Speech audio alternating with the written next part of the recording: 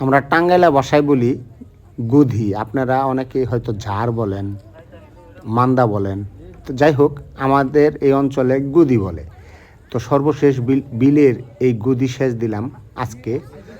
তো এই গুদিটা গভীরতা ছিল অনেক, এখানে প্রচুর মাছ ছিল।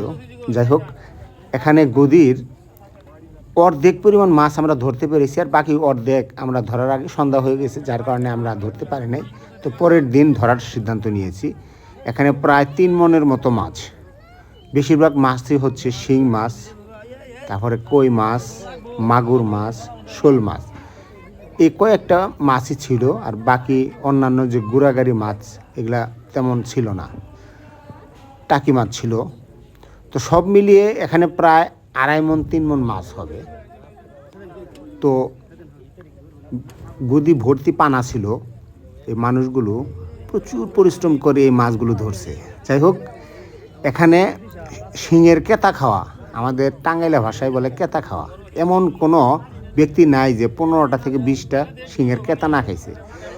আমি নিজেও কেতা খেয়েছি। এই কেতা খাওয়ার পরে আমার শরীরে জ্বর এসে পড়ছিল, আমি ঠিকমতো হাঁটতেও পারি না। পায়ে কেতা খাইছি, হাতে কেতা খাইছি। তো যাই হোক, একদম দেশি প্রজাতির টাটকা মাছ।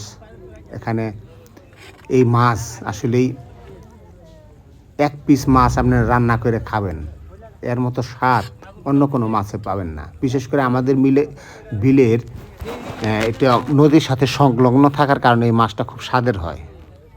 তো যাই হোক, আপনারা যাদের বিল আছে, যাদের মান্দা আছে, তারা অবশ্যই মাছ সম্বন্ধে খুব পরিচিত।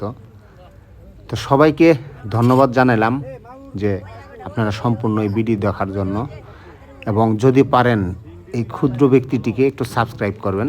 পরবর্তীতে আমরা আরও ভালো ভিডিও উপহার দেব।